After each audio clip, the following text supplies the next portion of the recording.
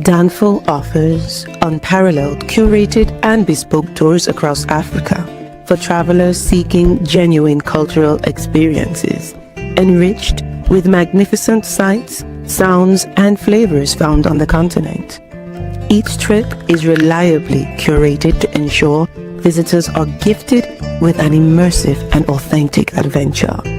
Whether you find yourself strolling along the charming white sand beaches of Sierra Leone, feasting on the mouth-watering delicious foods in Senegal, observing or partaking in various aspects of the Isheshe traditional system Ifa native to Yoruba land, Nigeria, with Danfo, you will rediscover a fulfilling sense of kinship to the true heart of the motherland, her communities.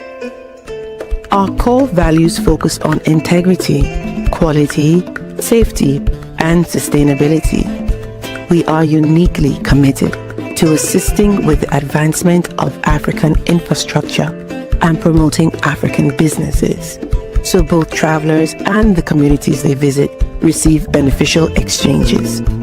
At Danfo, we understand the importance of connectivity, and we have created a model which provides bespoke experiences based on your passions or hobbies. With us, expect a long-lasting spiritual bond between you and your destinations. Live, love, Danfo, Africa. To learn more, visit danfo.africa.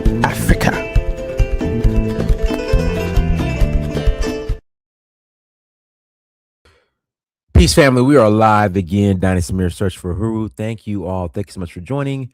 Make sure you hit that like button. And please hit that like button. Also, make sure you share and make sure you subscribe on this. What's it, today? Wednesday? Yeah, today's Wednesday. On this Wednesday afternoon, y'all. Appreciate everyone who is here in the house, who's joining us from worldwide, wherever you're at. Thank you for joining.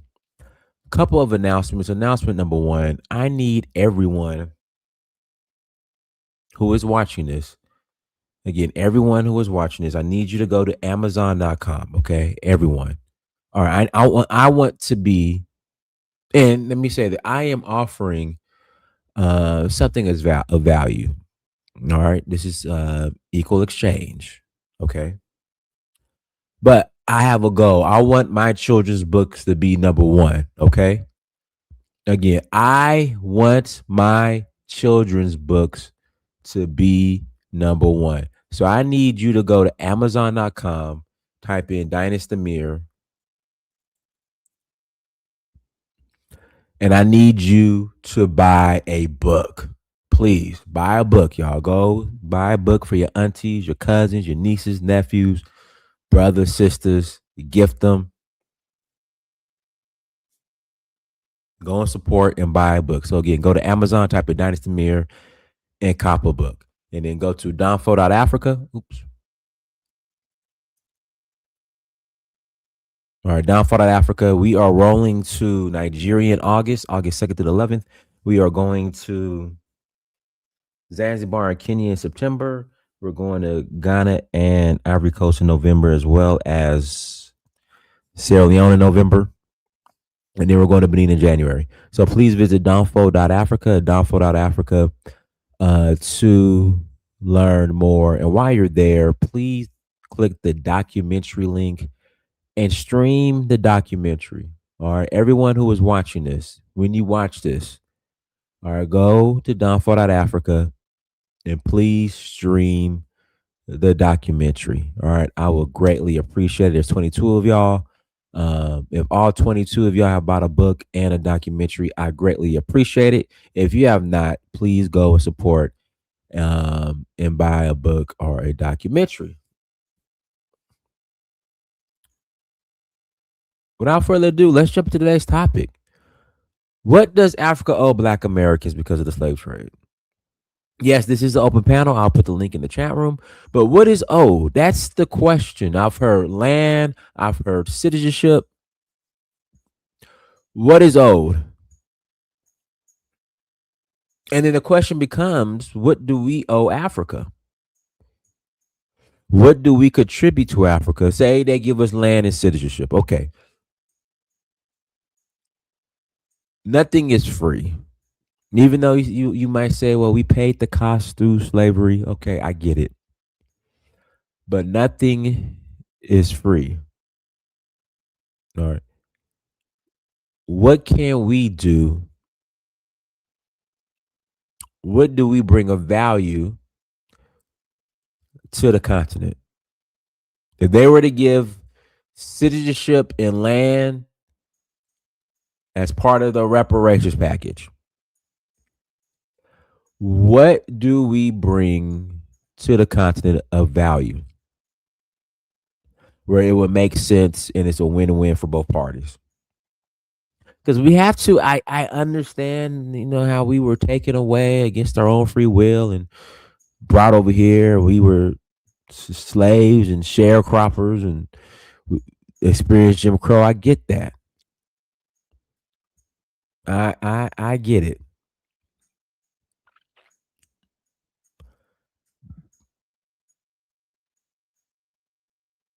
But should this how would this be a win-win?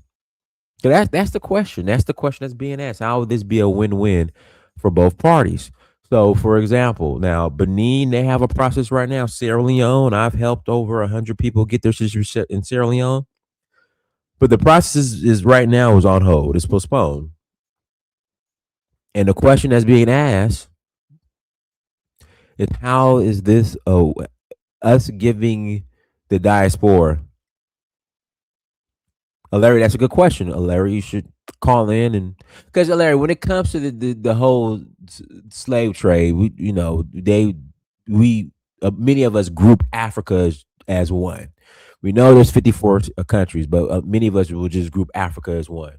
They'd be like, we don't like them Africans. Them Africans sold us into slavery. Them Africans, we ain't no Africans anyway. They sold us.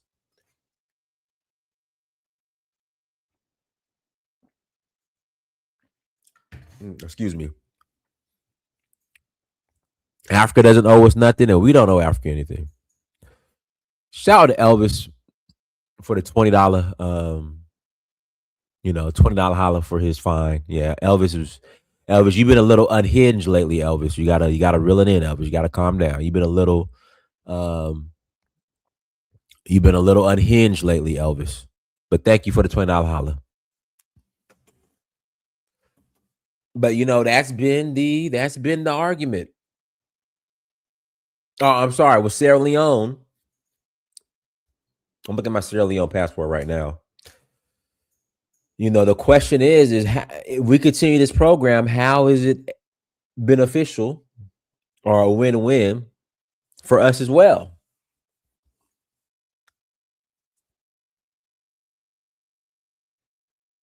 Because no matter how bad we claim we have it in America, again, no matter how bad we claim we have it in America, no matter what, like I said,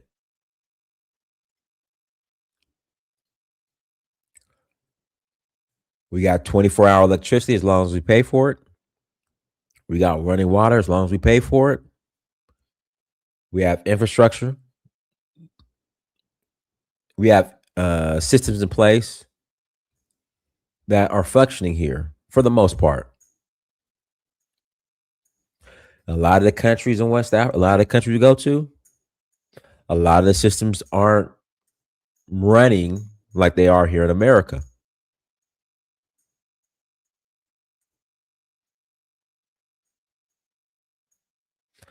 A lot of the people a lot of the countries we visit, no matter how we complain, how bad we allegedly got it, they don't have access to the resources and the infrastructure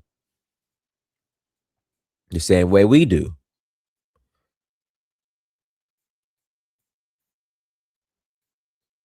But then we're demanding, that we get passports and land.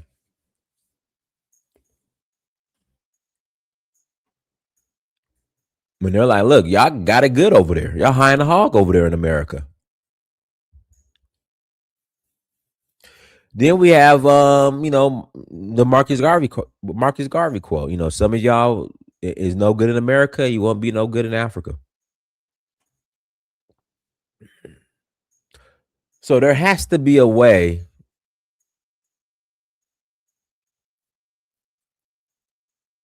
that this has to be really, really. Now people have to be evaluated before everyone just gets passports and land, and that's what's going on in Sierra Leone.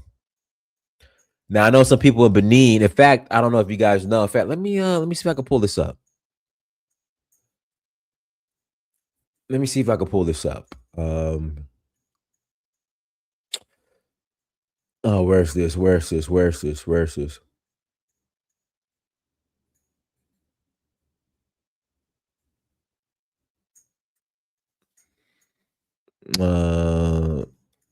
If you guys are familiar with Cujo Lewis and the Clotilda in Little Africa in Mobile, Alabama, a descendant of the Clotilda, just of Cujo Lewis, just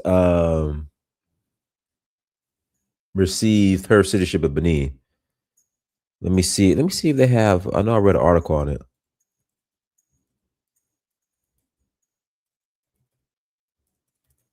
Let me see if I can find an actual news story on it. But we've actually played this before. How a number of newly members received their naturalized citizenship. citizens of Benin smile next to the flag, the final stage of a far from typical journey to citizenship. They are among those to have enrolled in a new program offering Beninese citizenship to people of African descent. Among them is Elie Nathalie from the French Caribbean island of Martinique, who discovered family connections to Benin after living there for around a year. For me, it's a matter of pride. For me, the circle is complete. I recently discovered my connection to this nation through my great-grandmother, who was from Benin. The My Afro Origins program forms part of President Patrice Talon's plan to raise his country's profile by highlighting its role in the transatlantic trafficking of enslaved people. The naturalization ceremonies have coincided with the unveiling of projects intended to bring that history to life. They include a replica of an 18th century ship that transported enslaved people, which has sculptures inside, representing nearly 300 captives. The government also plans to open a new International Museum of Memory and Slavery this year at the former residence of a prominent trafficker of enslaved people. American R&B star Ciara is one of around 50 people to have received Beninese citizenship since the program launched last year, according to the Justice Ministry. It says it is sorting through thousands of applications and receives about 100 more each day. To qualify, applicants need to be at least 18 years old and produce documents or a DNA test proving their ties to the continent. Nor can they be citizens of another African country, Foreign Minister Olusegun Ajadi Bakari told Reuters. We believe that Africa cannot develop without a strong involvement of his diaspora. So for us, there is no target, no hidden ambition. Our only one objective is definitely to do this reconciliation, reparation, giving the right to our brothers and sisters to come back. Benin's program is similar to an initiative in Ghana, which, since 2016, has granted citizenship to almost 700 members of the African diaspora, according to officials. I am Winnie Gabriel, a professional basketball. Go ahead, Ngolo. Good afternoon. Peace. To all the brothers on here. But yeah, me personally, I can only speak on my perspective. I just from like a large scale reparations thing is to me is nonsensical because I mean the only way it would work is if you go to traditional rulers. You can't hold the present day Berlin Conference colonial cages accountable for what happened during that time.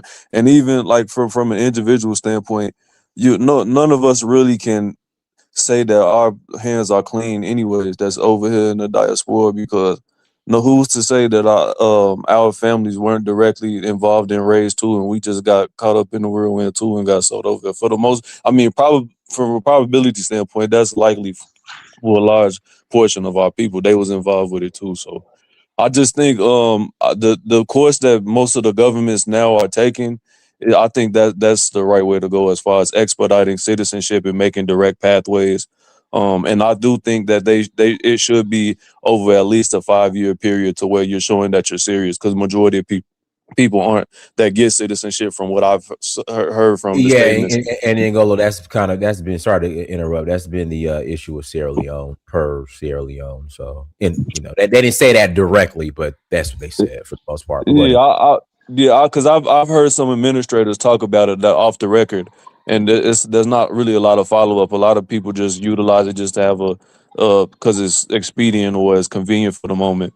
But I think like you brought up the Marcus Garvey quote, that to me is right and exact. I'm not gonna say majority. A lot of black people over here are no good in the United States as far as constructive building collectively, and they're not going to be any good on the continent. And they're just going to be complaining about the lack of quote unquote infrastructure. They're going to be complaining and trying to create silos of quote unquote African American culture or Jamaican, like even all of the silos of culture that we have, instead of ingratiating ourselves with the stuff that we had before. And it should be intrinsic, in my opinion. Like you should be intrinsically expressing the culture. That's really what you come from. But yeah, like I said, it's all encompassing. But yeah, I think people that are really looking towards going back need to be serious. If you're not serious, then just go back and visit. But if you're not trying to go with the well, how can I help mindset, you're not going to be effective. So I'll let somebody else talk though. All right, go ahead, Fode. Yeah, what's going on, brother Dennis? Yeah, it was good, Fode. Man, nothing much, bro. I kind of, I agree with the good brother just said. Those modern day countries that you see today, they didn't exist during the slave trade. And many of these African countries, especially like in Sierra Leone, the little chiefdoms used to be kingdoms. They still hold their customary practices and things like that in Sierra Leone. I think that what Sierra Leone has done, what took place in Sierra Leone, I think that they pretty much have done their job on what they had to offer us. Because many of these countries in West Africa are developing countries, right? So there's a high cases of poverty, and it's like, what do we expect to get from countries that are developing countries when we come from one of the most developed country, if not the most developed country in the world that everybody's trying to get to? You understand? So giving us citizenship, giving us land. When we first went to Sierra Leone and went to the chiefs and things like that, they welcomed us back. They gave us full tribal rights. The country gave us citizenship. They involve us in inside the local chiefdom government and things like that. I think that's perfect. For what we need. Yes, sir. Yes, sir. Kadoe, go ahead, Kadoe. Yes, good evening, everyone. Um, I hope I'm clear. Am I clear enough? Yeah, you're clear. Okay, so this is a very good topic, because there are a lot of videos I've watched. You see a black American and an African. The black American will sometimes attack an African. Like there was this video I saw, a black American guy. He's actually a young man.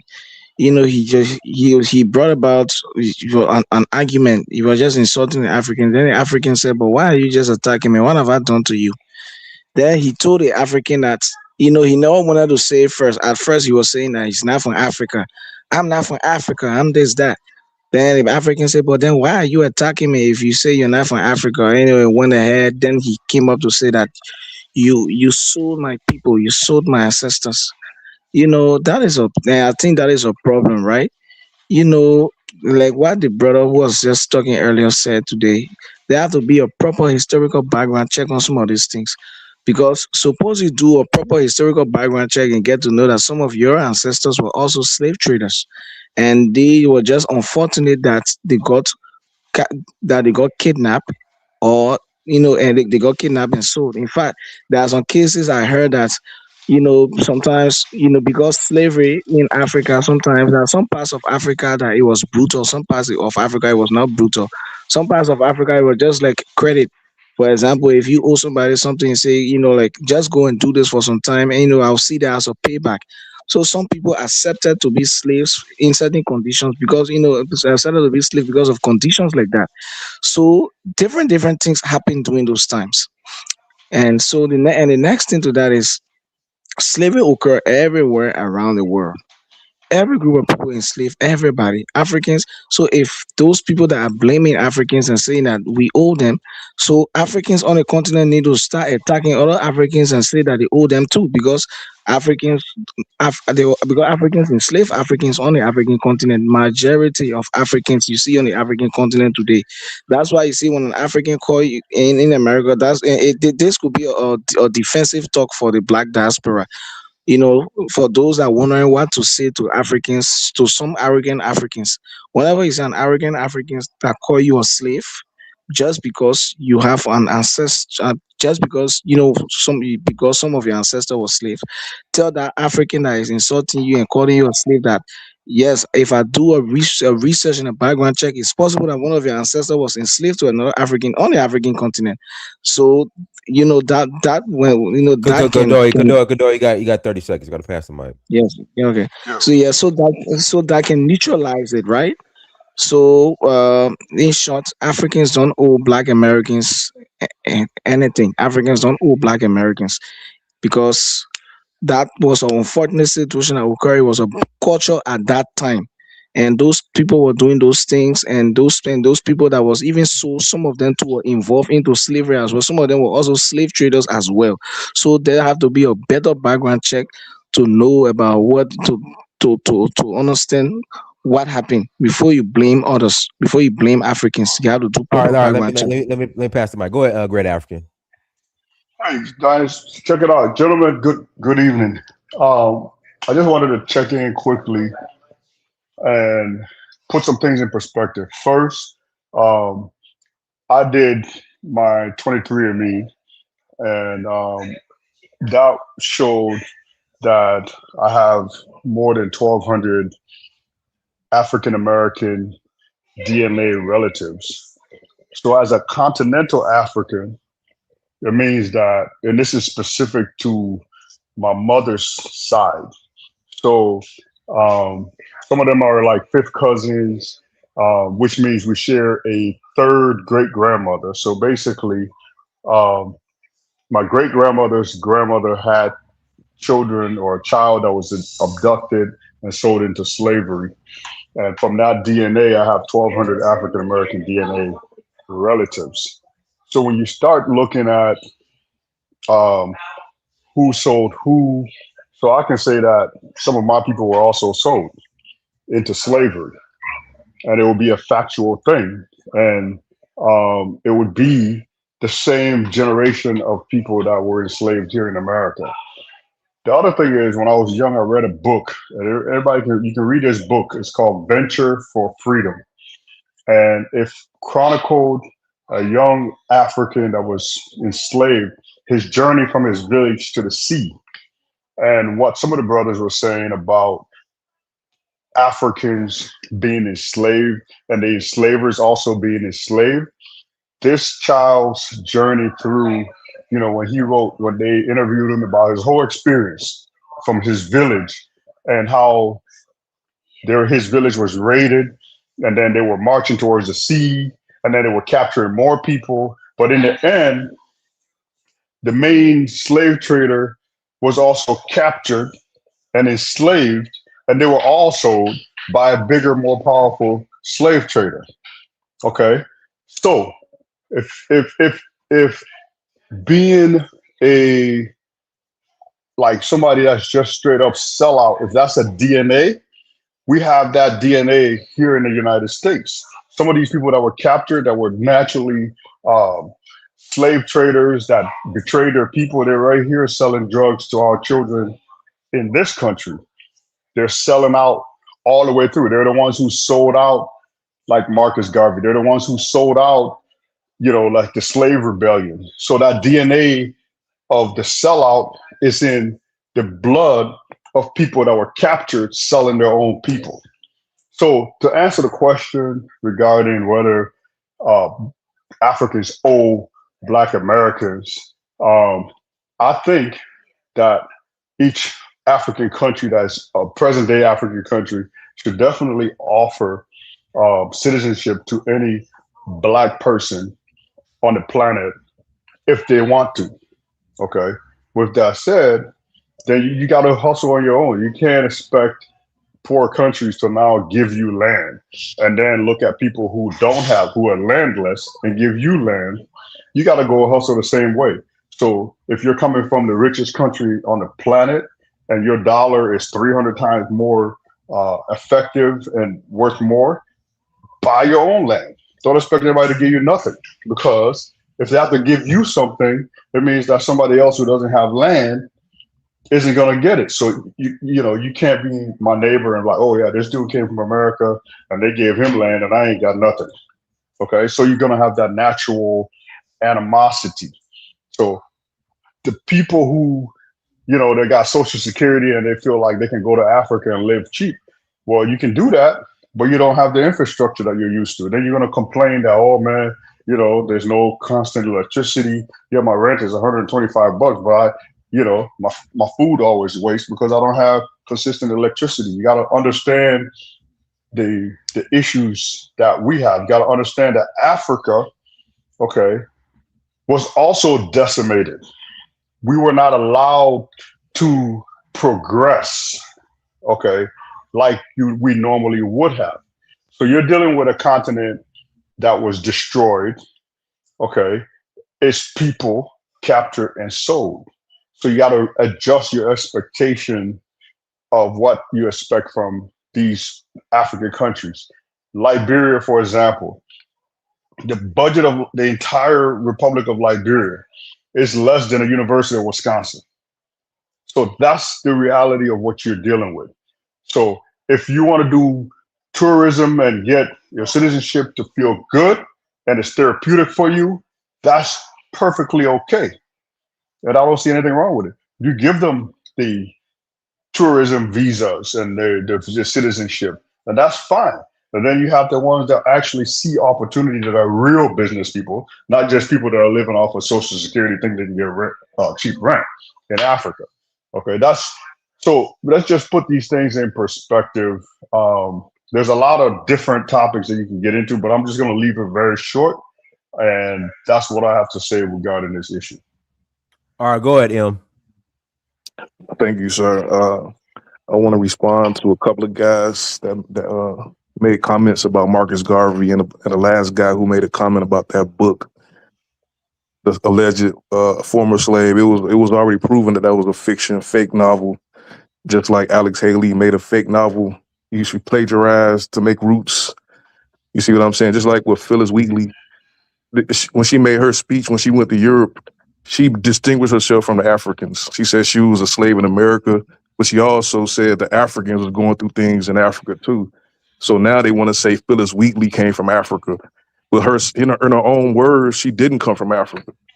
So the whole idea of using a fake novel to say that there's slave masters in our blood or there's sellouts in our blood and our DNA, like that type of rhetoric, like show me the evidence, scientific evidence that there's a gene, a slave trading gene in our DNA and we're sellouts.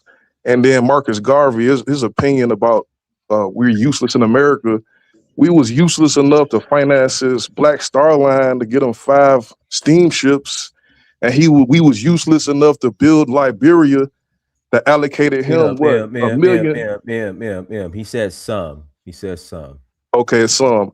Okay, so you see what I'm saying? Liberia offered him 1 million square acres of rubber tree land in Liberia.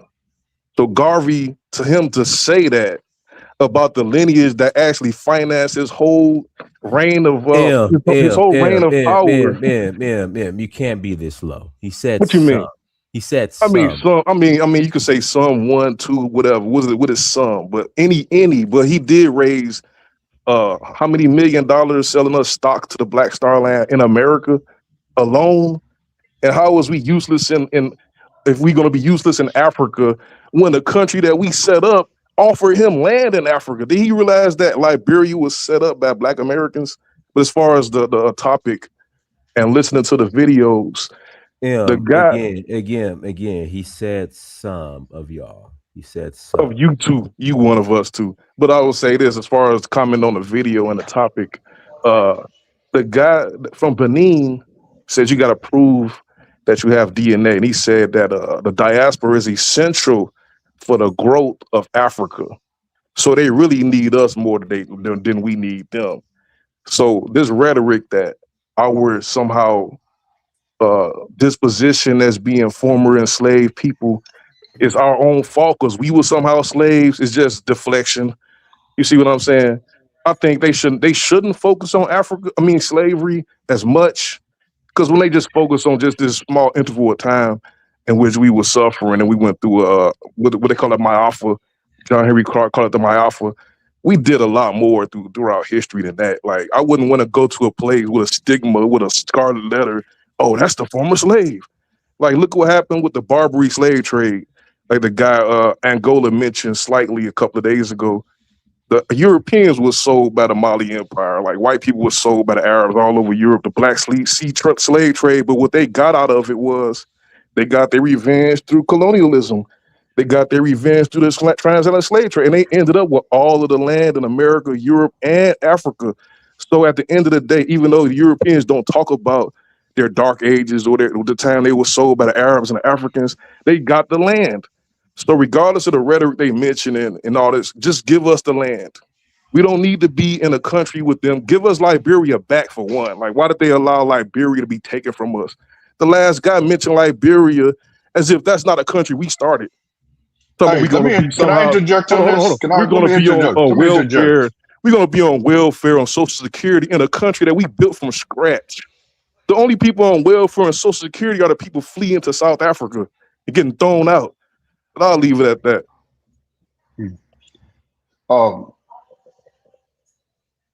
I like to just say a few things.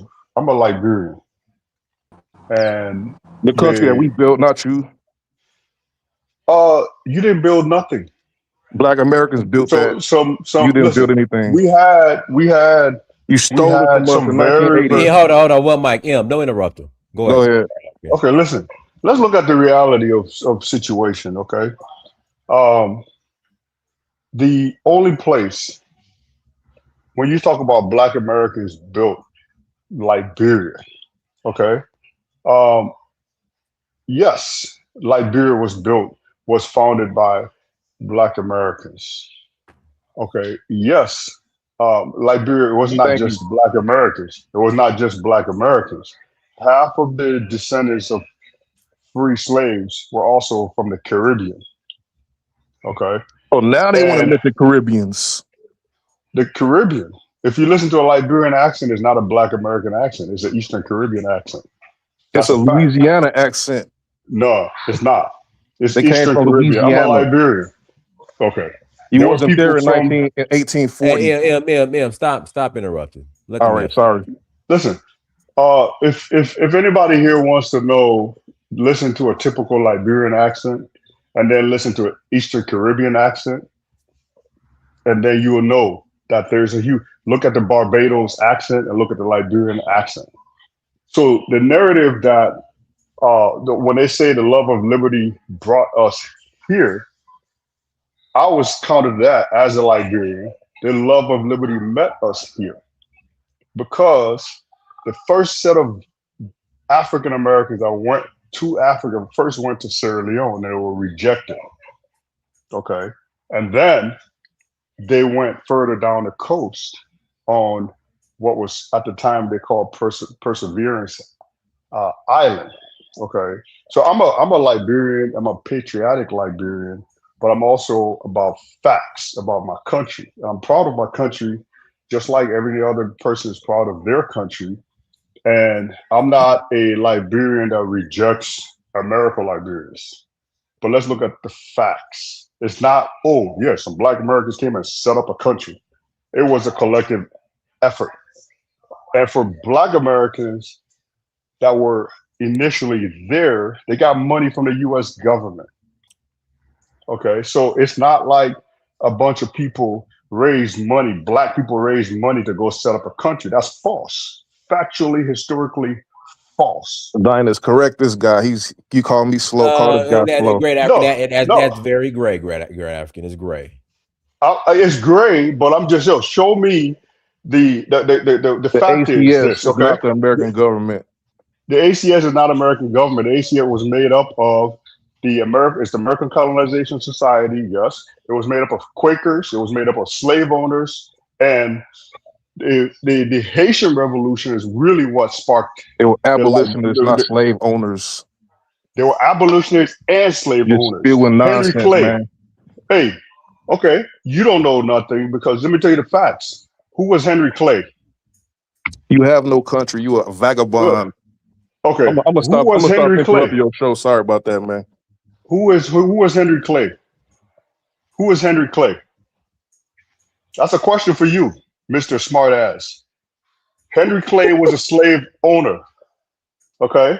So educate yourself about my country and stop the negative. I'm calling you out on it because you don't know what you're talking about. Okay? And you're making up stuff. You're one of these people who promote division. Henry Clay was a slave owner. Liberia today, there's a place called Clay Ashland, which was a slave plantation in Kentucky. It exists today. Wasn't Liberians selling slaves when we got there? Hey, there were Liberians. Okay, you know what? Let's talk about that. Let's talk about that. You have no credibility. You was a slave trader. You was a slave. I'm a slave trader too. Okay. So listen. You are not educated to talk about this topic. But I don't want to hog the show on this, though. I mean, you got other guests. No, you got other guests, but I'm calling you out. I mean, it's not our show. You know what I'm saying? I ain't finna hog all the it's not about our show. You're here. You brought up a topic. You insulted my country. It's not your country. Calling you out. You're a thief. It's not your country. You was a vagabond. I'm a thief. Okay. Yeah, you can insult me. You can insult me all you want to. Build your own country, but I ain't gonna hog the show though. You know what? I'm pretty sure other people want to talk. No, you don't know shit. That's why. You're a thief, man. You ain't got no country. You're a bum. I got a country. I got land. What the fuck do you have? Stolen land. I have America. Brother, don't get in the weeds. You know what? Let me tell you something. This dude that's talking right now. But I don't want to hold this show. You know, this is really. I'm gonna tell you something, okay? What you call it? Hey, you taking it on, brother. Don't go down that road. Where's the decorum? You're doing this on purpose. Based on your, we all know you stole Liberia, man. Y'all ate our hearts too. But go on somewhere, man. Nobody will talk about it. You know what? Oh yeah, you can talk. You can insult. But I'll tell you this: y'all ran the country to the ground, man. I own more property in the United States than you do, and you're an American. You don't know what I own in America. Yeah, I'll put $1,000 on the land and I own more than you. Central Bank, y'all robbed all of the money. Okay, but I own more. Y'all stole all the money out of Liberia too, doing a coup. Y'all stole all the money.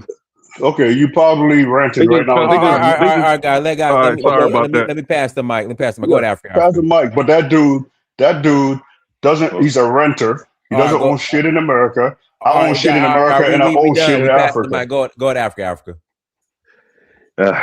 Greetings. Greetings for everyone. Dinus, the panel and chat. Please like, share, and subscribe. Okay. First of all, this is quite sad, really. Looking at what's going on. Both of us need to calm down. Both Africans and African Americans in diaspora, we need to calm down. We can't live like this, man. I mean, when is this gonna stop? We actually radicalizing one group after another. We're both bad at each other, really. When you listen to what's going on, this tit for tat, I actually have lost my tool. It's so sad. This is so sad. Dinus, I just pass the mic for now. I'll come back after. Sorry, man. All right, go ahead, Kidola. Thank you, Dinus. Africa owe no Black America nothing. Nothing. You can't owe people who are not Africans. Black Americans are not Africans. They're not emotionally Africans. They're not anything connected to Africa. They should remain where they are. That dude said, Elo said Black America built Liberia. Before those Negroes came over there, there were other black people that were staying there. They owns that land. No, Black America owns that land. The warship, the big ship came and took over that land for those Negroes there. So don't come with that bloody shit. You put build Liberia. Liberia was already existed there. The land was already existed before they named it Liberia. It didn't move. There were already people running around those territories. Don't create a so kind of a fake history that never really exists. You know, you were never in Liberia. You didn't fight no damn war there. Now you want to talk tough? Why did you go and fight a war there that you see what it is? You know, you be crying for bread and peanut butter that you don't even see to eat. Don't create something that never, don't stop stirring no trouble. You live in America, you want to start trouble in, in Liberia. You know, so we don't own nothing to you people. You know, be your own place. You people don't really like us anyway. You people pretend to today I love you, tomorrow I hate you, tomorrow I have no Africa, tomorrow you call us monkeys. You know, I'm not just putting you people, I put also the Jamaicans also on notice. You know, I'm not just not thinking about Black America, also the Jamaicans also, 100%. Put them on notice also. Remember where you are. Those fake love that you people try to show to Africans, or love that you people don't want the Africans, you people are not special. The way they pick you people are not special places that they pick you people. You people will not live in you people already, you people children and grandchildren and sisters and brothers of the indigenous Africa they took who already crying looking for their children, look for their sisters and everything. You people will never say, oh, you people were speciality. You see that what that guy said? His great-grandmother's daughter was stolen. Was that woman special? No, it was another Liberian woman, who lost his own daughter. Don't come and say, oh, we were also traumatized, what also happened to us also. We take the pain, we bear it, we sit on top of it. Then we drink Gary on top. Don't come and start stirring trouble that trouble never exists. Don't talk tough. Africa is not United States. Whereby you can create fantasy. You create fantasy in Africa, you pay the price for it. Don't create no damn fantasy with your tough mind and everything, where you can't even fight a battle for 2 months. That's all they say, Dennis. All right, go ahead, Seattle Sankofa, go ahead. All right. From what I'm hearing, we just need some balance. There was a lot of things that the Continental Brothers were saying that I actually agree with them about. But then there's some things that I would give some pushback on. I believe that there definitely were already people there in Liberia before we got there. There were already people existing there. But as far as the question that you posed, what do African countries owe us? I think that's kind of what I wanted to kind of touch on first, to just answer the question. I think let's get back on topic. Just touch on that. Let's get back on topic. Yes, brother. That's what I was trying to do. I do believe I've been to Africa 3 times. I've been to Tanzania 3 times. My wife is there still now. We're going through the visa process. I did take a DNA kit out there with her too. So I liked what the brother Great Africa was saying about the fact he took a DNA test. I love that. I think if we did more of that, we could start to bridge some of these confusions and connections that are lost. And we can start to bridge some of that. I love that he was able to find 1,200 of his cousins were foundational Black Americans. I think that's awesome. But to answer the question, I think that we should not have to pay a bunch of visa fees when we enter these countries. That's one thing I believe. There should be some type of land set aside for when we do return back. Should they give us money? No, I don't believe that, because they don't have money to give us. I think that Africa really messed up big time when they gave away its people, because we came to America and look what we did. We turned this country into the greatest country in the world. And there's so many Africans that are dying to come here. When I went to Tanzania, every person I met wanted to come to the USA or Canada. And I know a lot of brothers that have been able to come here from Tanzania, and they have no desire to go back. You know what I mean? So I think it needs to be a lot of balance here. It's a lot of bullshit hate that I'm hearing on both sides. I hear this last African brother that was talking. There was a lot of things I agree with him about. You're right. I don't desire to go back to Africa. I want to stay right here in Seattle where I'm at. I got great running water. I got access to all different type of ethnic foods I like to eat. I don't got to eat the same stuff every day. So I have no desire to leave everything that we have here in America, how businesses are run. When I go in to get some documents printed or do this or do that, I don't have to worry about somebody asking me for money or all these other sorts of things. So I have no desire to just drop my U.S. passport or citizenship and go live on that African continent. Would I like to go there, vacate, maybe pursue some business opportunities if they present themselves? That's great. But no, I don't. Y'all got to twist it when you guys think that we just want to come back to Africa and drop everything that we have going on here in America. No, you guys are fleeing to get over here. You guys really are going through all sorts of things to get here. So that's what I'll have to say. I just believe, yes, there should be land that should be given to foundational Black Americans. I've done DNA tests, 23andMe, Ancestry.com, African Ancestry. My DNA exists within probably just about the 16 West African countries from what I saw. Pretty much that whole thing lit up. Okay, so yeah, that's where my thoughts lie. I'll pass the mic. All right, guys, hit the like button again. Please hit that like button. Shout out to Babalico 9354. Thank you for $5 holla. Amara, go ahead, Amara. How are y'all doing? One of the things I wanted to touch on is the fact that when my people come from Sierra Leone, we went all out to give out citizenship for anybody that can trace their DNA to Sierra Leone. And I listened to the last brother talking about there should be some dedicated land put aside for Black Americans that come back. And I'm a landowner in Sierra Leone.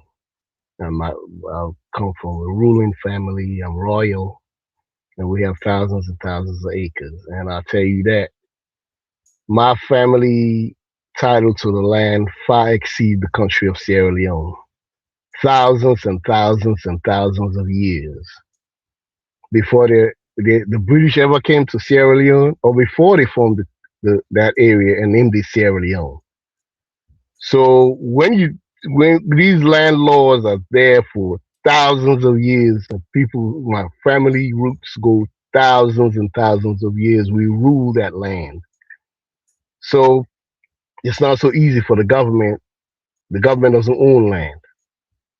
All they could do is talk to us, the landowners, to come up with like a discount program or help out people that got DNA attached to our family, because when you have DNA attached to my family, you're part of the ruling family. We can absorb you. You benefit off the land. You don't own land individually. It's communal. So that's that. Secondly, true, people don't desire, Americans do not desire to go live in Africa per se, but there's a lot of things in Africa that you can't get them in America. For example, police harassment. The police does not harass you. Living in America, I go to a fancy boutique, which I got money for.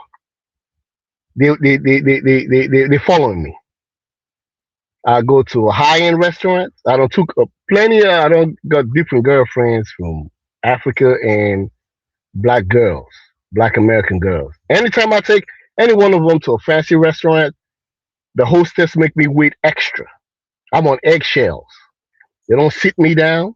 Some of the things like that. When you work hard, you bust your butt, and you deserve to be treated with respect.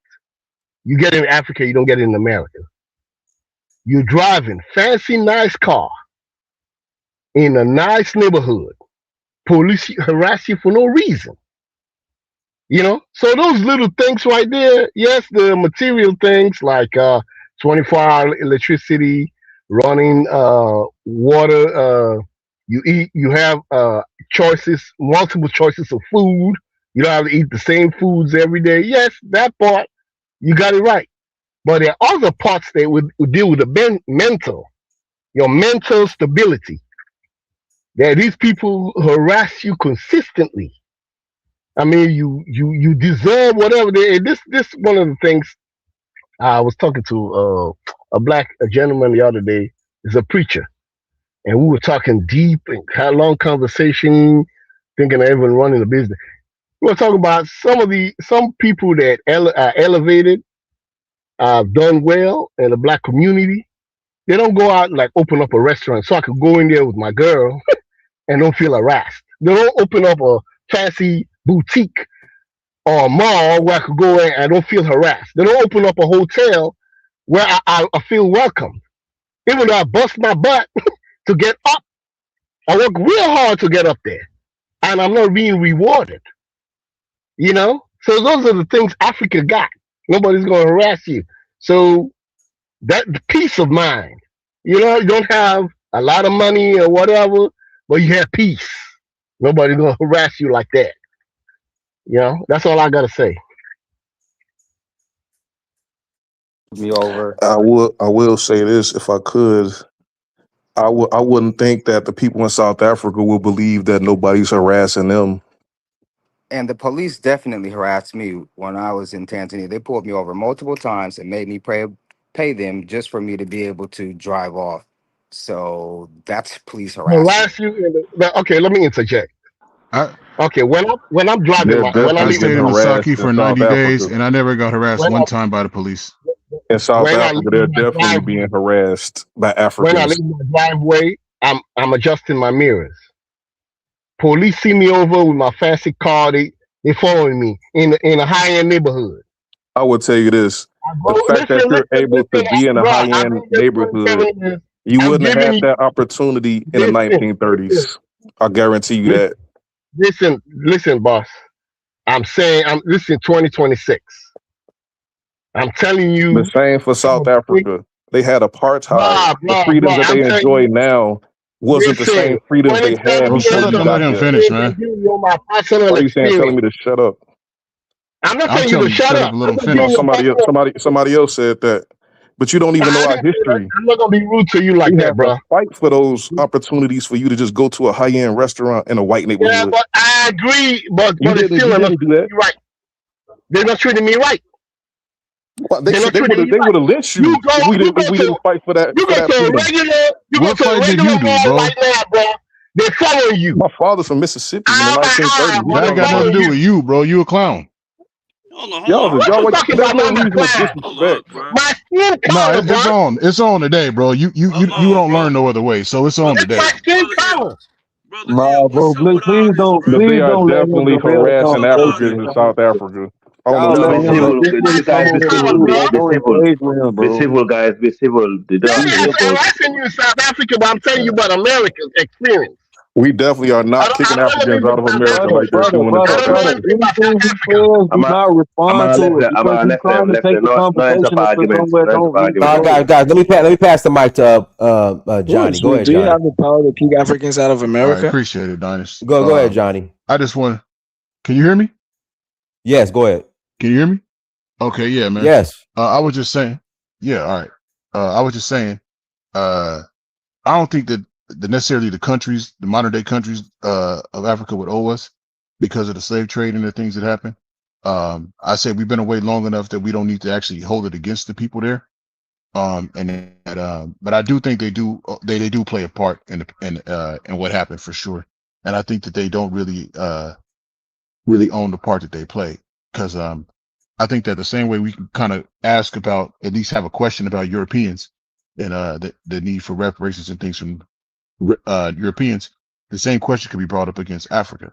You know, obviously Europeans came and put up the borders that are modern day Africa to divide nations. You know, that was across each other. Like for example, what you got in Congo and other places too, right? Masai Mara in Kenya and Tanzania. It's all throughout. It's divided just by mostly by artificial borders that divide these countries up.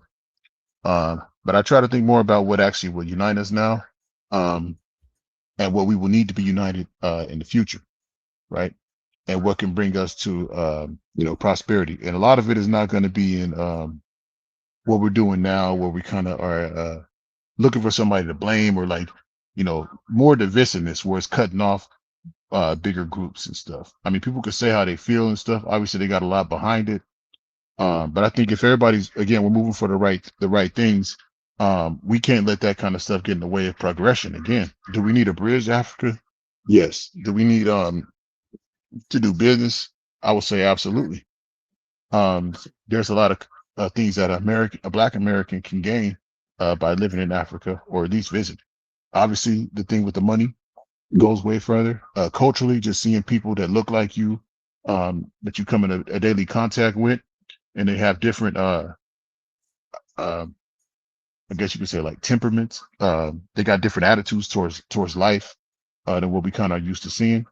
And then what you also will see if you go to some of the bigger cities, that there's also a melting pot. There's people from foreign places, from Europe, from Asia, that come and visit Africa as well. And there's obviously a lot of business-minded people, business opportunities, and they see that like another gold rush or something. And we could really capitalize on that as Americans. Some people are already doing the work and making that happen. I don't want to tell specifically what type of industry and stuff, but it's a lot going on there, and it's going to continue to grow. We all know about the what the projections and things is for the future, but basically what we kind of grew up as the American dream really exists in Africa. We always talk about here on the panel, or at least we used to, about how the Black Renaissance, there was a Black middle class Renaissance, and part of the Black middle class Renaissance includes a bridge to Africa, because that's how we do things in the modern day. There's a lot of trade. There's a lot of information and things that come across, and working with other countries that we might have been adversarial to, or we might have, that the United States might be adversarial to, that might be really beneficial to us as a people. And I guess I can end it by saying, we don't want to get sidetracked too much by these clowns that come out here among us. Obviously, these people will never visit Africa. He couldn't visit Africa if he wanted to. He doesn't have the funds, and I doubt he could even figure out how to fill out a passport application, or definitely a visa to get there if he wanted to. If he could afford the trip. So I mean, you would just lay claim to historical success and stuff from people. Because I think you're trying to cover up your modern failures that we obviously all see, but you're trying to use that as a crutch, and you keep using words like "we," but you're not actually, speaking of nothing positive or progressive, or nothing in your own life that you actually can kind of attest to as any type of real success, and it shows, bro. So I don't want to. Okay, can I come in now? Yeah, can I come in now? Not you. Let me finish. I'm not talking to you. I don't know who you are, but I'm talking to dude that was speaking earlier. I mean, he knows who he is. I'm pretty sure he knows who he is. But yeah, as far as it goes, yeah, I think I'm gonna just leave it at that, man. I said what I had to say, but yeah, we don't necessarily owe apology, but we got to keep it real on the parts of things that happen and stuff. We can't try to be like, oh, well, some of y'all over here did it too. Like that's I mean, you got to take some more accountability and responsibility than that. And I'll leave it at that. Thank you. Sorry let me for pass the mic back interrupting you. to Fode, and then after Fode, I pass to Africa. Okay, what I want to say, man, hey, grown men and women who are mature have conversations with respect. Brother M, bro, you being very disrespectful, bro. You understand what I'm saying? Very disrespectful, man. You calling folks out their name and everything, fam. You can get your point across without being disrespectful, and you done cut down there everybody off who done came up here and speak, but a few people, fam. You being very disrespectful. Who did I call out their name? What did I say? You call people out their name, fam. What did I say? Call people clown. So calling somebody. Yeah, he called me a clown. Bro, you ain't mature. Be a grown man to have respect, fam. Simple. For driving while black. Call me a clown. So you got some matureness about yourself. If you want to represent the Black American community, or what, however people identifying themselves these days. You know what I I'm would saying? like to Show hear some your respect. opinion about the topic. Who? You went off the topic all over the place, brother. You disrespected brothers who came up here on the panel, calling people clowns. Come on, fam. I don't remember calling anybody a clown. See, Yeah, you call me a His clown, point is bro. he's trying to You You can't he's call trying me to a teach you clown. to have decorum. You Regardless call of me a that, clown, man. regardless of that, I'm trying I'm to hear the telling opinion you, about the topic. The it topic is attachment have to the decorum topic. and I respect. was telling you how you live in America, and I said police be tracking me, driving behind me, and stuff like that. It said the only reason they do that is because I'm a clown. No, because of the color of my skin. I had not said nothing about being a clown. He's talking about. Bro, you told me that. It's clear as day, bro. You cut me off. Yeah. Boxer, name me one. Boxer, name me. Be patient. Bruh, I'm just saying, I'm listening, fam, and you ain't having a productive conversation. Why don't you give an opinion about the topic, though? If you got a problem with brothers coming over here from the continent, and you got that much hatred in your heart, why don't you Who take said I got a problem? I just told him in the 1930s he Bro, wouldn't have shut had up that and listen. opportunity to be inside of a high-end restaurant because we had Jim Crow segregation. What you talking about? Yeah, but we're talking about 2026. Bro, listen. You going anyway. back talking about 1930, fam? What do you mean? 1930 is relevant to today because without that we wouldn't be here right now. What you talking about? This is what we talking about slavery. That's 500 years ago. Bruh, but I'm saying you can't say it's 2026 and we going back to 1930. We're talking about 500 years ago, actually. What you talking about? For brothers coming from the continent, why don't you go to the U.S. government and debate that and take that up with the U.S. The immigration department? Yeah. It's all right, bro. It can cuss me out. It's cool. It's cool. I ain't got to cuss nobody out. Yeah, it's cool. It's cool. I never even cursed on this. It's cool. It's cool, bro. You can be disrespectful all you want. You know what I'm saying? It's cool. It's cool. I'm out. Left arm. Yeah, you finish part 40? Yeah, I'm done. Okay, thank you. I mean, first of all, Amara is people. They're one of the ethnic group that's actually in Freetown. In fact, one of the chief who actually allow, the British, and basically allow the British to have settlers in what you call Freetown today. He's one of his ancestors. So he's not. If you go back to the to history, his people have never been wicked to FBA. So people like let's be civil, okay? I mean, Sierra Leoneans, we have done so much in the past and even current. It kind of shows. Look at Dynasty. You go to Freetown. Sierra Leone is one of the countries that actually offer, nationalities to Sierra Leone until recently. In fact, I think I know one of the reasons why it stopped. Mr. Kalfala, who is the head of the Sierra Leone relics, he's the one that went to Parliament and he stopped it. I forgot the reason why.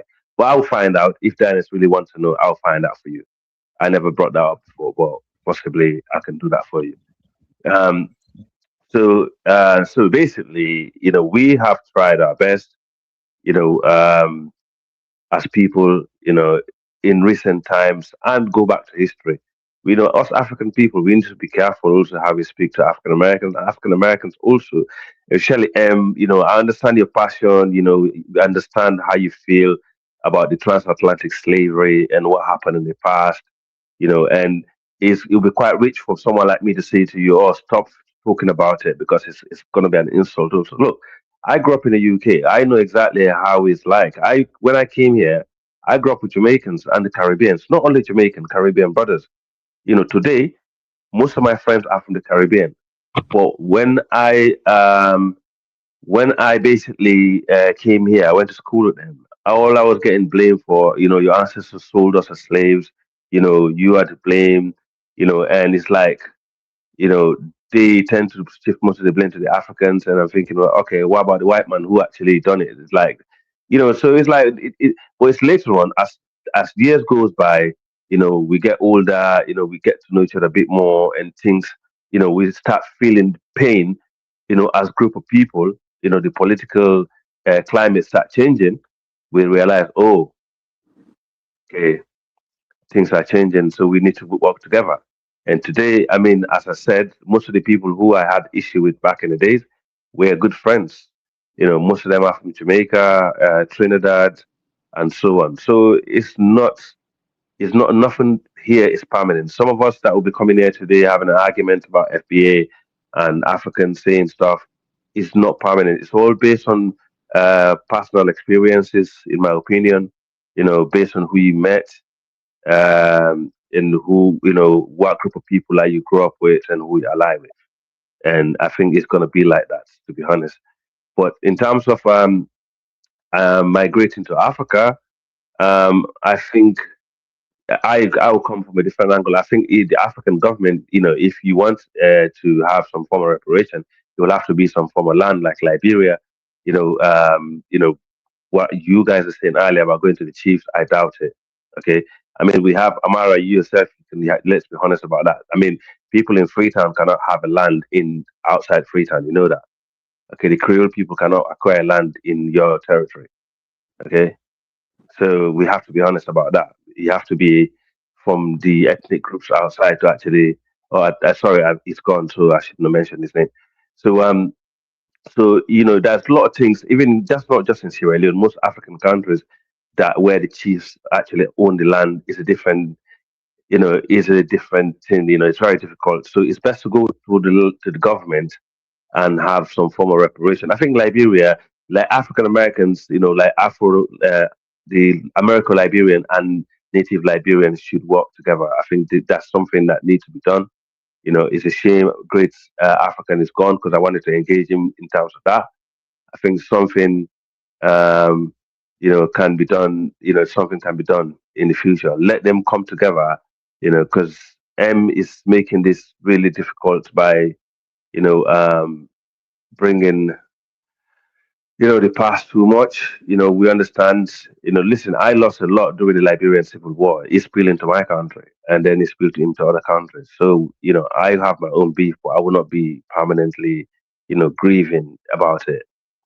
So, in my humble opinion, I think African Americans and American Liberians should come together, and work into developing Liberia. Going to all these other countries, I don't think is in the long run is going to help because most of these African countries are just looking for foreign exchange, and they're Yeah, looking I, for I money. want to talk, I want to talk on that. I want to talk on that, please. Yeah, Africa. Okay, yeah, no problem, kid. Yeah, so thank you for your input on that. But when it comes to that, I think you need to, because from the start today, they were saying that there were other people on the land. So you need to recognize, don't just say African Americans and American Liberians need to work together on the land, because there were other Africans on the land. So you need to also recognize us as well. Oh yes, This I agree. to into, I'm not saying it's like a pathetic group that looking for pity, like to say no, we are fighters. Even if you don't recognize us, we'll fight to be recognized and we'll take what is ours. But I'm not also against American Liberian. I'm not. I don't hate American Liberians, and I don't hate African Americans. Or let me just put it the Black Americans. Yes, Yeah. I believe. But if it is about us working together, it is a good thing. But one thing that I learned from Albert Einstein is this.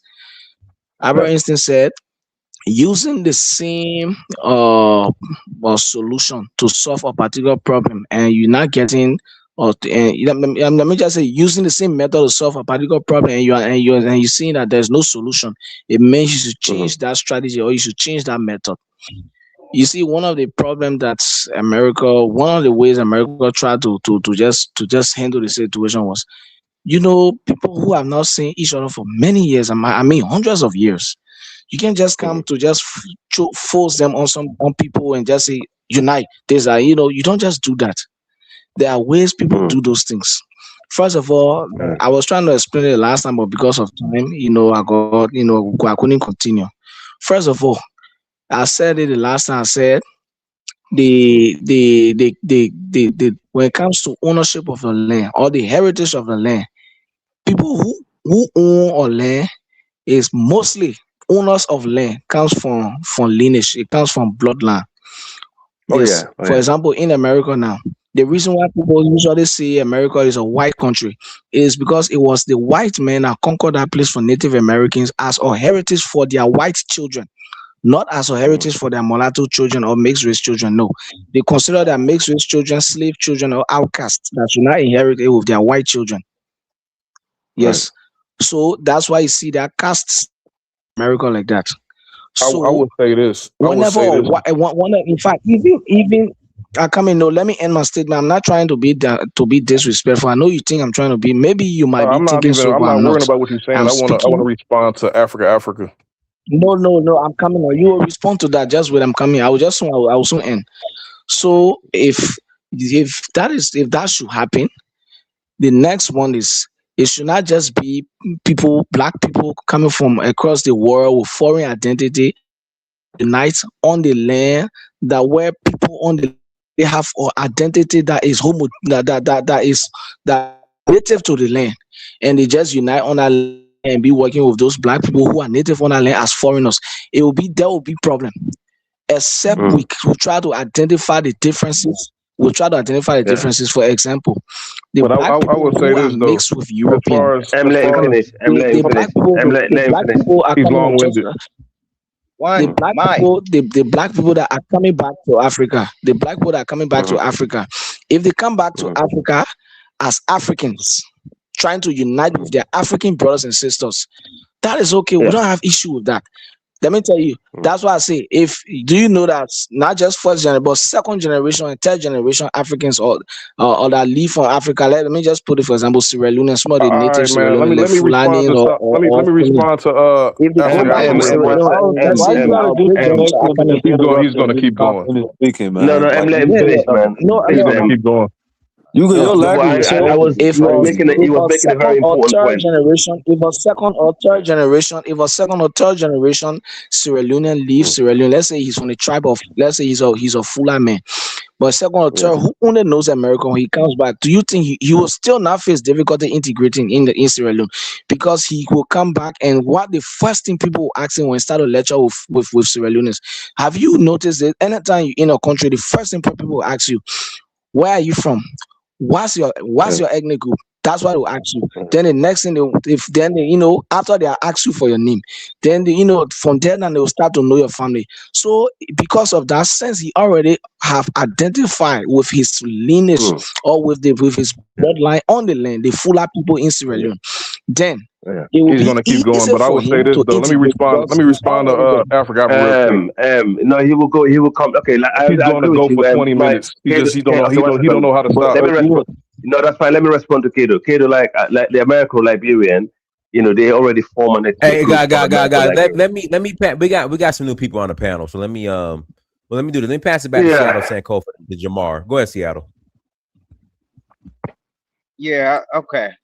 So I really would like if people just actually, before they start talking about all these things, just answer your questions. I haven't heard nobody really speak on the question that's in the title, but I want to say this.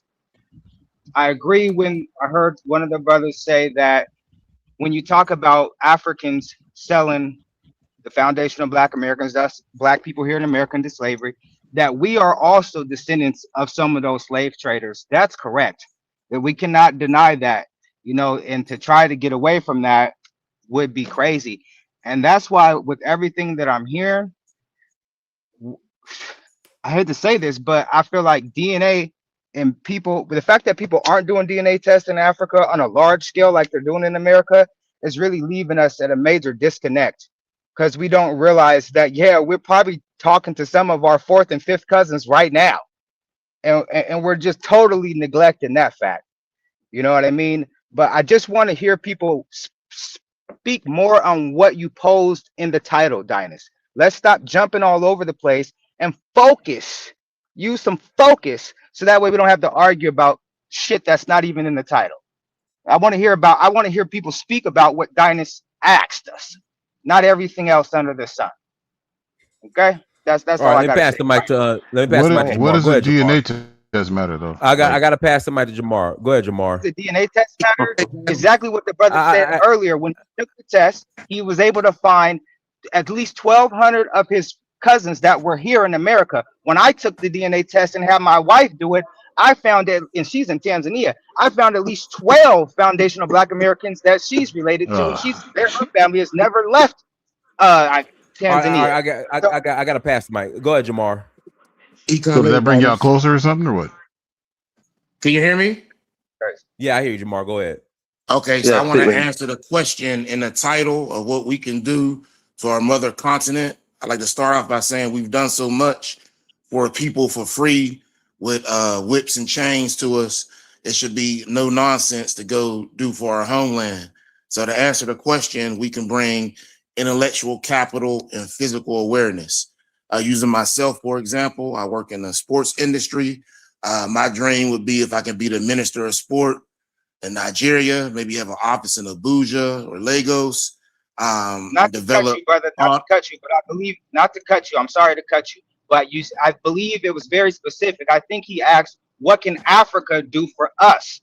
There was a second question as well, and I'm being specific answering the second question. You'll let me finish, please. So again, the second question he asked was, what can we do for Africa? And that's what I like to focus on. So again, using my profession here in collegiate athletics, I like to be the minister of sport and have an office somewhere in Abuja or Lagos, develop sports like there's done over here, send collegiate students to HBCUs in America and bring them back and develop a pipeline. The second part I talked about was physical awareness. What most people always talk about is people from the continent don't like me and this and that. It's not about that. It's your mental and physical awareness. If you go to them talking as them, they treat you as them.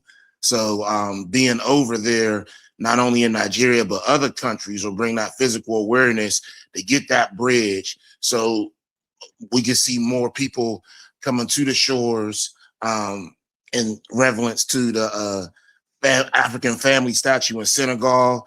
We should be littering the shores of West Africa, whatever country you would like, bringing again your intellectual capital for whatever you do over here and your physical awareness within the people, so that way they can learn from you, and then you'll learn from them as well.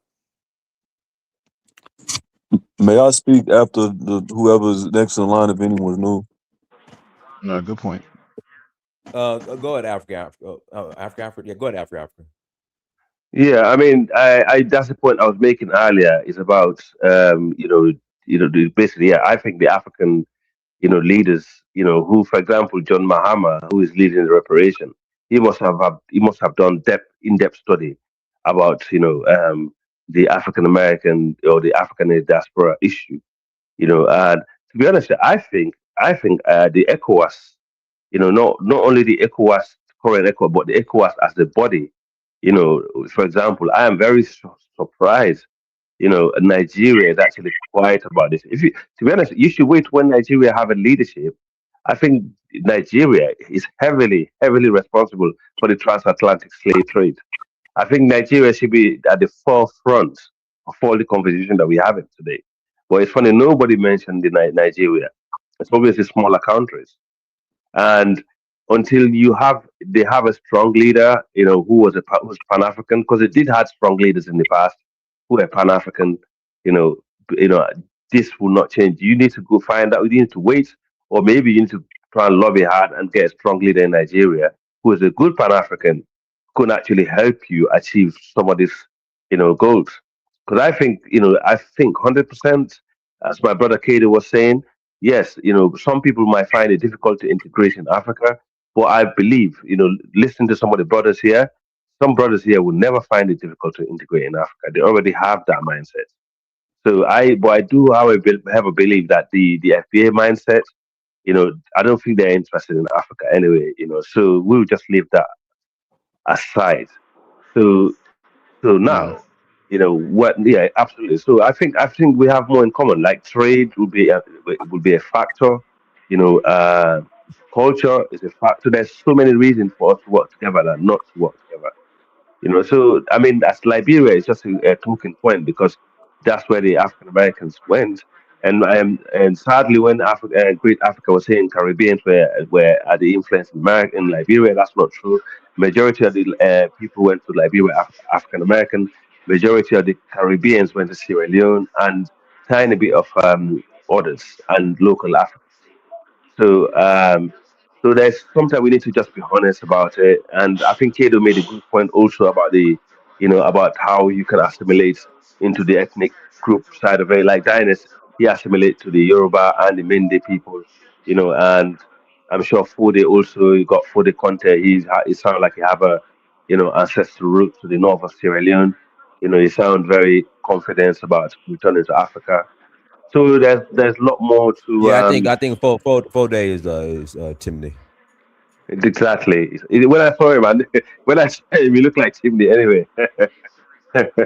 So it's like what I do is, it's so the thing is we have more in common. That is when I first saw you, I said you're Mendy, and I saw Brandon. I said Brandon was Fuller, and I sometimes it's easy to see. I am very good at looking at ethnicity, their phenotype, and be able to tell 90% of the time. And so it is what it is. We just need to work together. This division needs to stop. And I think the Pan Africans haters who actually hate African Americans need to stop. These FBA haters towards Africans need to stop. It just need to stop. Period. It's not going to help get us nowhere. We have Yeah, more in common. you can't let Can I one talk after dumbass talking Angola? reckless like give you a whole opinion on a group. Dinus, It can I doesn't talk make after sense, Angola? especially if it's online. Yeah, You see, absolutely. Well, hold on. Let me make sure. Hold on one second. Let me make sure. Jamar, you done? Yeah, I just wanted to give a little comment on what they were just saying. So the difference is not assimilation, it's knowing. So how many people in America like to chew on sunflower seeds? A goosey. You already eat sweet potatoes. You like to grill meat all the time. There's so many things that are common because we brought them over. You just don't understand that. So once you learn and get knowledge, you realize there's no difference. Thank you, Dennis. No. All right, can I say something quick? Can I go? Hello. Yeah, No. go ahead. Actually is M. Go ahead, M.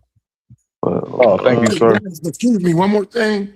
I'm Thank you. talking about we just started a chapter in Lagos. So we're showing Omega Psi Phi. We have a chapter in Lagos now. So we're doing things to actually bridge this gap or whatever physically. That's good. I think the one thing Yeah, I want Africa. to say. I want Hold to on, say hold something on. to that. I think he just passed me the mic. It's M. It's M's turn. It's M. I Go ahead, think M. the one thing that Africa can give us that is absolutely free, that costs absolutely nothing, probably their pride and ego, is to give us equal respect. We're not slaves no more. I'm tired of seeing slave movies. I'm tired of seeing documentaries about it. We know what happened. We saw Roots growing up. We've been, I guess, traumatized watching Kunta Kinte getting whooped, and then a reenactment. I think John Donis did a show about the reenactment, and I was saying they must have some type of fetish or some type of, sick, twisted fantasy about seeing us suffering. But we don't need this. We don't need that narrative being displayed. We're not that no more. We didn't evolve. We didn't developed. The reason I bring up Liberia so much is I don't like the erasure. They want to discount and erase the people that actually came back and had a successful republic that survived during colonialism, that was on a world stage with the Ottoman Empire, these great empires, and they honored the Black American Republic. And these people want to say, oh, that never happened. They just did the erasure. And I fear if we don't get respect, if we don't have like a seat at the table on these councils in Africa to represent our interests, they're going to see us as slaves, or they might do what they did, lure us back in to exploit and extract our resources, or let us build an empire again and just wipe us out. Because if they don't see us as equal and human beings, we just cattle to them. All right, can I? So I want what to makes say you think something they don't see us as human beings? And then what do you think we should do to still get calling us respect? slaves. The guy earlier said we don't want you here. Those are people. Those are not groups. They're not This is a institutions. sentiment that's shared. This is like a It's not a consensus. sentiment that's shared, bro. You've never been to Africa. They don't. You've never seen how they talk to They people don't over really there. show us equal respect. They don't see us as. It's Bro, like what happened in you have to Zanzibar go there to see or how people treat Rwanda. you. when they start seeing the people as roaches, cockroaches, and less human, then it justifies Bro, their slaughter. you letting too much And TV and stuff get to your head, Look, bro. listen, It's not like it that. happened. I'm It telling you now, happened in if Liberia. that ever happened, bro, if that ever happened, I would never go back to Africa. If that ever happened to me, if I had They any type slaughtered of the disrespect that Liberians. happened. Johnny, I'm talking. The host is talking. The Oh my host. God, man, I can't. Johnny, You don't understand what I'm trying to say, or you don't want to understand it. No, Johnny. The host. I'm just saying the host is talking. Johnny, what I'm saying is M has never traveled to Africa, so I let everybody come on, but M's never he's never.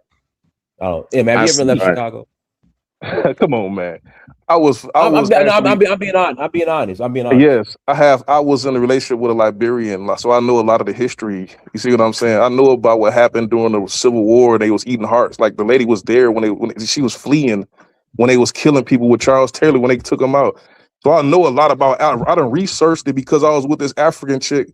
I was actually going to go, but we just broke up. But I'm saying this though. I don't want what happened in Liberia to happen again. We go over there and build up an empire, or we invest so much money and they just come in and just take it from us like they do in America.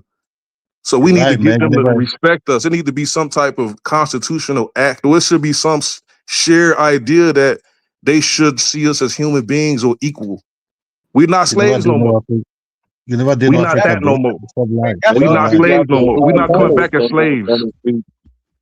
We don't need to be seeing these slave stories or having like the idea of us being former slave. That was 500 years ago. Can I be heard? That's something you need people to respond to you. You need actual Liberians to respond to you. Yeah, so let an actual Liberian respond to you. Let me respond to you now. So what I think from your conversation, you are making a lot of people to know that you are ignorant about a lot of things. If you watch a lot of videos online, it's not just an online experience. I really like for you to buy a plane ticket and come to Africa. If you think that Africans hate you, buy a plane ticket and come to Africa. Just try it once. They don't hate us. They don't hate us. They just don't see us as their brothers and sisters. I've been there a few times. I've been there 3 times.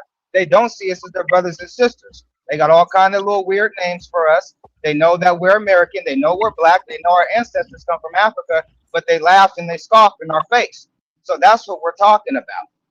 It's disrespect. Oh my God. Hold on, bro. Let me tell you something.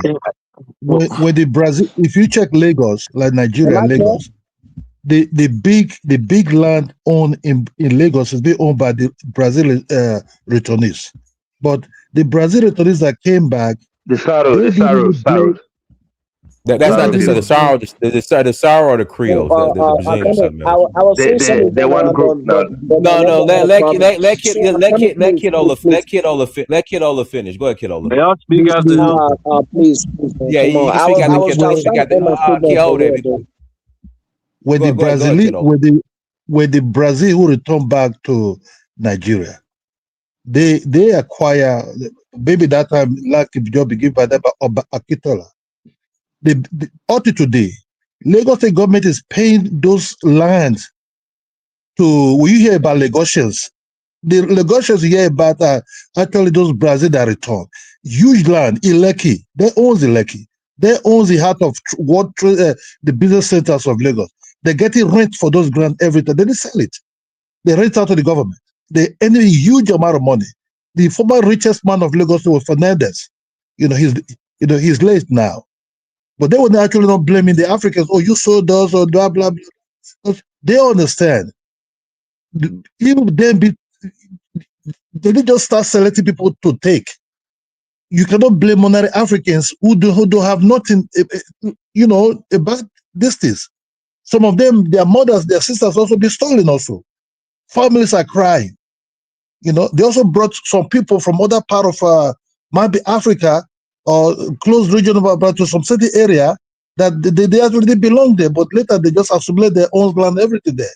If you want to return back to Africa and you want to know Africa, it's a different place now. Different mentality, different everything. You have to be patient to be able to know who are these people. You have to be patient, They might look at you one kind, you might see funny.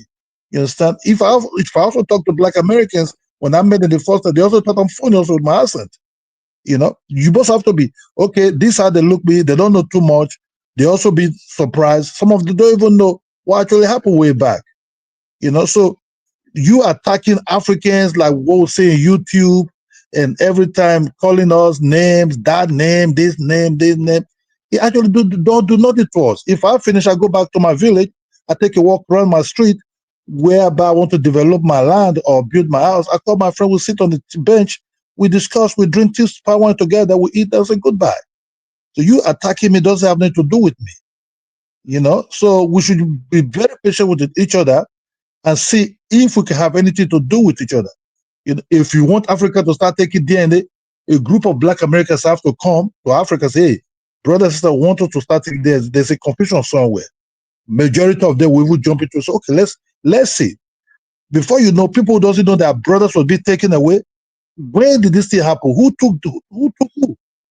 So that's why I say you are not so special, because you came from somewhere, family were also grieving that their children, their sisters, their brothers will also be taken away to somewhere they don't even know nothing about, by a group of middlemen, kings, and human trafficker grabbers. So please don't blame us for things that you blame us we don't even know nothing about. We With all due ourselves, we take respect, our mind. Thank you, we bro. done overcame Hola, slavery Amaros, 150 years ago. Agudas. They call them Agudas, isn't it? In Lagos, it's Aguda. I forgot now. Those Brazilians. No, they There's own What's somebody the name for on them? the panel that hasn't they spoken yet. own all those they After own all those land there. They didn't sell it. They rent it to the Yeah, they rent it to the government. Agudas, The government is pay heavily Agudas or on those Amaros. lands. It's all leave. Those boys are fucking rich. you know. the brother good King Justice hasn't spoken yet, but I think the Oh Diamond. yeah. Let me, go ahead, Angola. Go ahead. I got past the King Good. Nah, the person that Justice. hasn't speak gets precedence. He can speak before me because he hasn't given Okay, his that's fine. opinion. Okay, all right. Good King Justice. Go ahead. Peace, you can hear me, bro? Loud and clear. All right. What does Africa owe us as African Americans is a great question, but I think the better question is, what do we as African Americans owe ourselves? And I am an African American.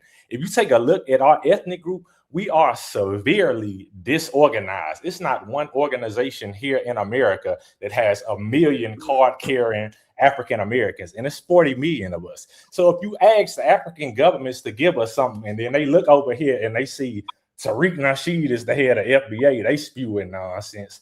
The Moors spew nonsense. The Hebrews spew nonsense. Farrakhan been around for 60 years, never got anything done. Why would you want us over there? When we get organized over here, then we can get whatever from any African country. But the reason we don't have anything is because we don't agree on anything. Even reparations, it's still Black Americans, African Americans that'll tell you, no, we don't need reparations. We don't agree on who we are. We don't agree on what we want. We don't agree on where we're going. So once we fix that issue, then we can hold Africa to a higher standard. Yes, they should probably give us land. Yes, they had a role in our enslavement, but we need to look within and fix our own problems, and then look over there and see what we can get from Africa. And then I'll pass. That's right. That's a balanced approach. I like that. May I speak now? Yeah, go ahead. Go ahead, Ngolo. I think, bro, just honestly, bro, Black people is very serious about not being very serious, bro. Like, it's just like when the people that are coming on here and complaining about their perception about what's on the continent, even the people on the continent complaining about their perception of people that are not on the continent, bro. It's just a recipe for disaster. If anybody that's serious, bro, and you want a blueprint of what to do before you're trying to re-ingratiate yourself in the continent, Obenfo Obadele Kambon is a perfect example. The man had a direct area he was finna go. He had a direct area in which he was finna implement a sector of an industry, whatever that he's going to implement. He knew the language. He was ingratiated in the culture, and his family is already ingratiated within African culture. Y'all coming over there trying to bring America in Africa. It's just nonsense. You're gonna just go over there and create more confusion. You're not gonna do anything productive.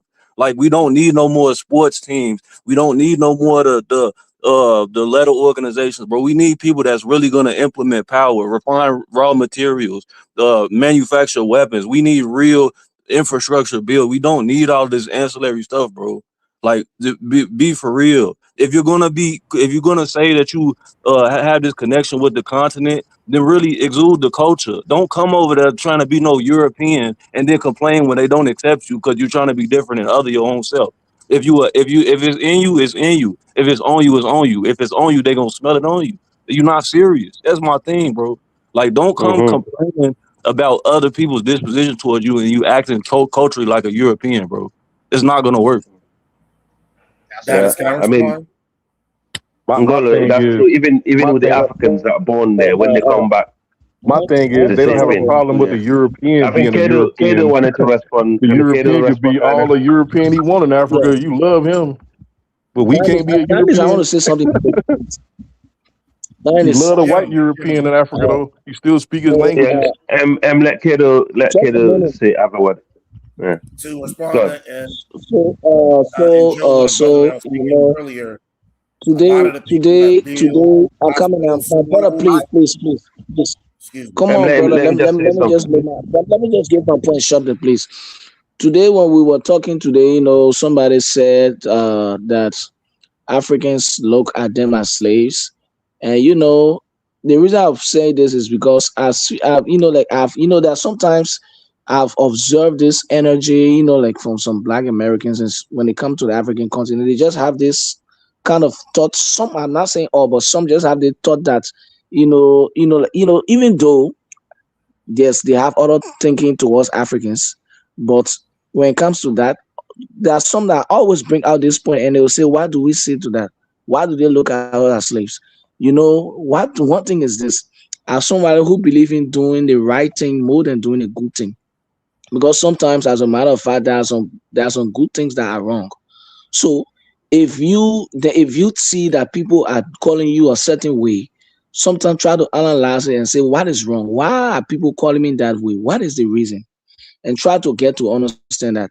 And one of the reasons is, we all know that Black Americans are freedmen.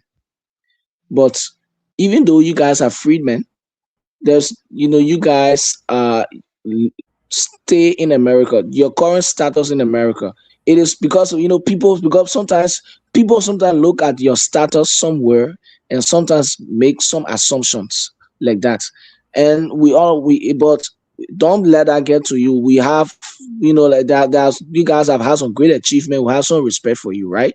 But you guys need to work on your identity issues. Yes, you need to work on your identity issues. It will help you a whole lot. Not just Africans alone, because not just Africans alone. I've seen Black Americans say this too. Sometimes when they even go to Asia, they say that sometimes they say that watch a video of a Chinese girl and a Black American man. A Chinese girl called a Black American man slave in China. So work on your identity, because sometimes even though you are a free man, but you need to work on your identity. Hey, Linus, can I ask you a question? No, hang on, Kato. Even us African, some of us have that problem. And when we go outside the continent, it's the same dynamic. It's the same majority. Like one this second. what he just said is disingenuous. This is what I'll be talking about. Yeah, exactly. Everybody in every tip, every inch of the earth that's Black has the same problem with the identity, Same bro. problem. Like Same everybody problem. trying to Same run problem. away from being who they are, bro. Yeah, So let's that's my point. be honest. That's my point. Before you cut me off, so that's my point. So anywhere we go, we're gonna. This is what bring us together. This is one thing. This is if we not unite based on this alone, we're in a deep problem.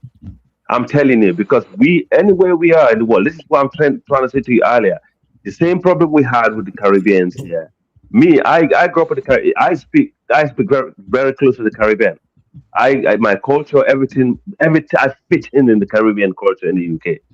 I understand them. That understand their psyche. They understand me very well. Okay, but what united us more was what we're feeling out there. When the political climate changed, we actually came together, and today we're more stronger than we used to be. And that's what I'm hoping for in America. And I don't know why, but there's some sort of group of Africans that are going to America who also are not helping. They fail in this issue. I don't know. I don't want to go into nationality, but I think there's a group. They've been chased out of South Africa. They've been chased out of a lot of countries they go. They have came to Don't try to Europe, to blame the UK. Nigerians. Yes. Don't try to scapegoat Nigerians. Bro, let him finish real quick. Circular, bro. Y'all cannot help y'all, bro. No, but They can't get. I'm not saying all of them. I'm not saying all of them. But You're gonna find these we all have the same pathology. The minute we accept it, we we have, can move forward, bro. I agree. I put my hands up. I agree with that. 100%. I want to make a comment though, real quick. Yeah, I want to make a comment real quick to dude who said he's been to Tanzania 3 times and that they didn't treat him right or whatever. That's a crazy thing to say, but I mean, Flex, you already touched on why. But stop. Let me stop. Let me clarify. Listen. When you go there as a Black American, it's not that they don't treat you good or whatever. It's not like somebody's throwing things at me or they're jeering. But people, they have certain little names for you. Whatever names that they call white folks, that's what they call us Americans. They call us the same damn things. Okay, they don't say brother or sister. They got whatever name that they have. Hold on. Then on they top will of say that to you, African who are born in Hold on. Let it finish. Because I don't want you to put words in my mouth. Secondly, my experience was that. And I got it. No, I'm not. I want to speak this is my lived experience. I'm talking about this is my lived experience when I go there.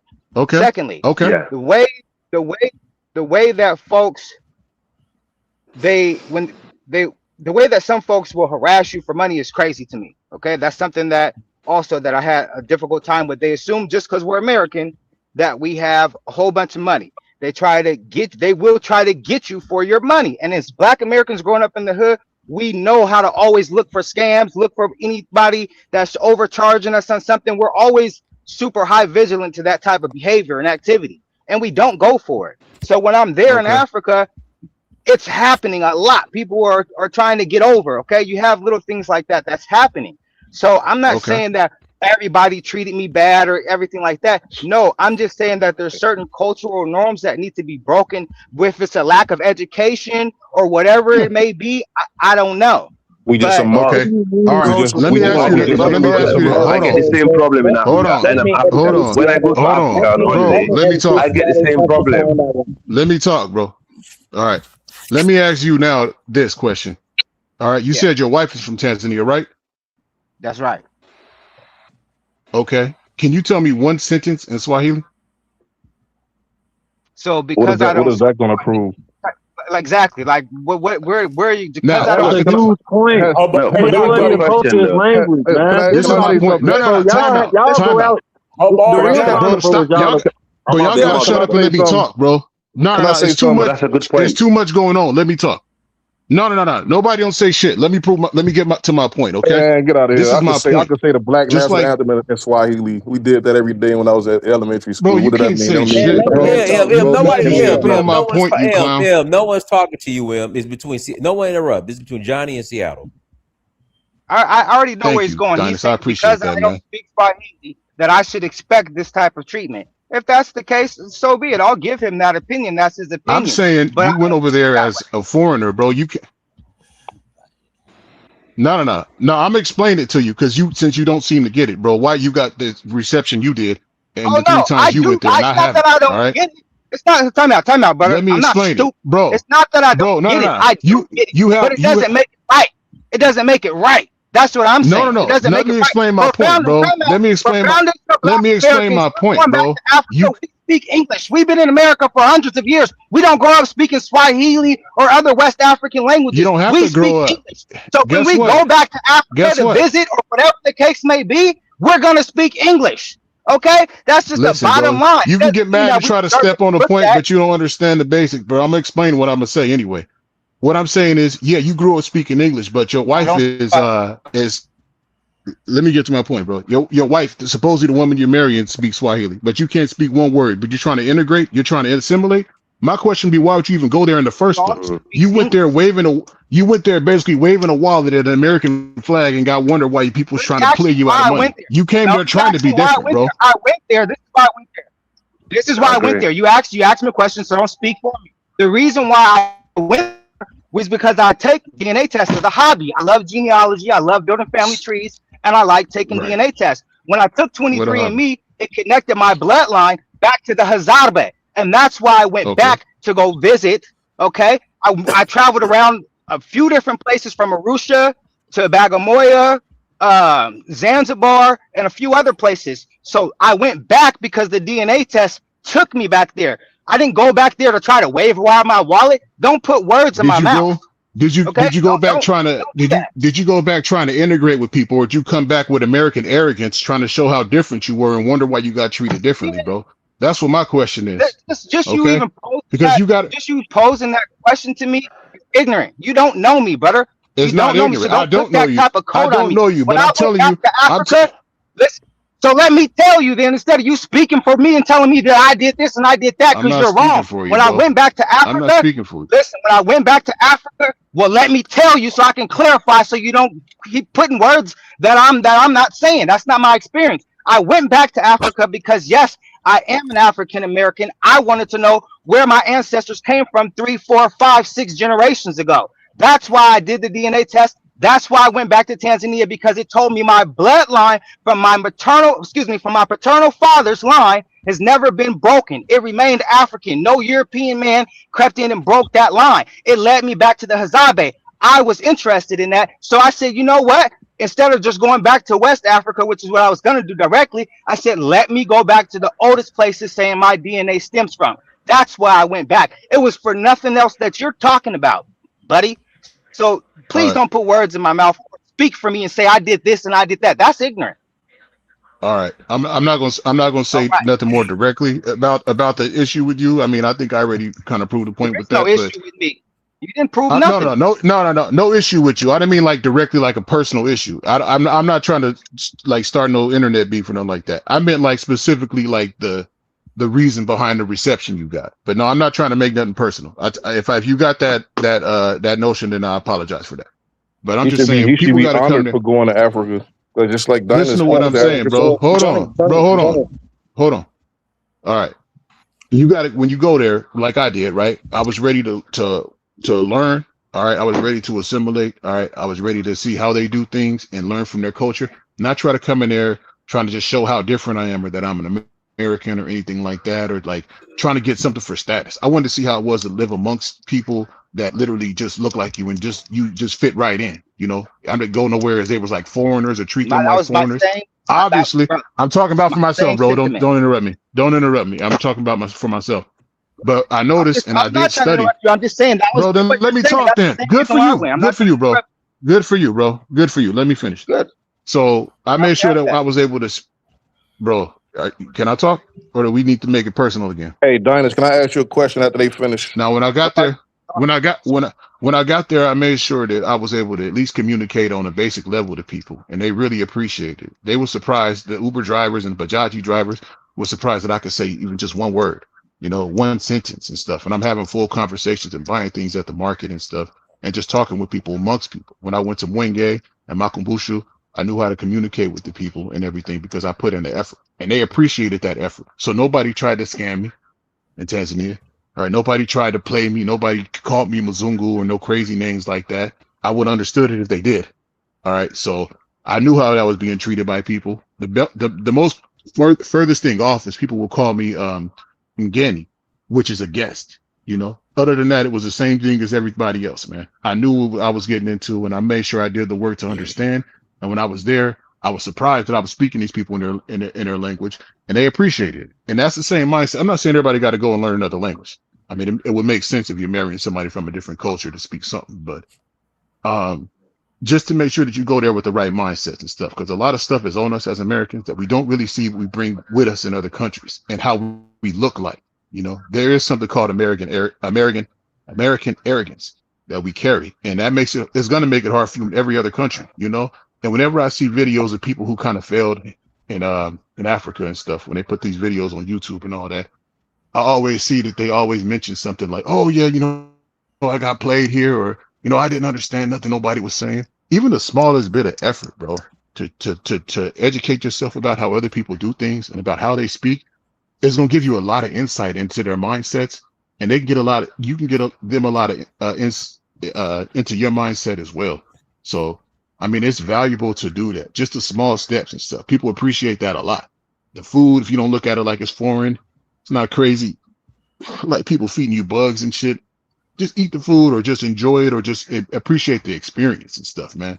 but you got to make sure you have the right mindset. I know a lot of people ain't serious about going anyway, but like Flex was saying, bro, you got to come with a mindset ready to bridge and ready to build, and not no superiority or no high horse type thing. You got to be willing to meet people where they at, and people willing to meet you where you at, and you start building something from there.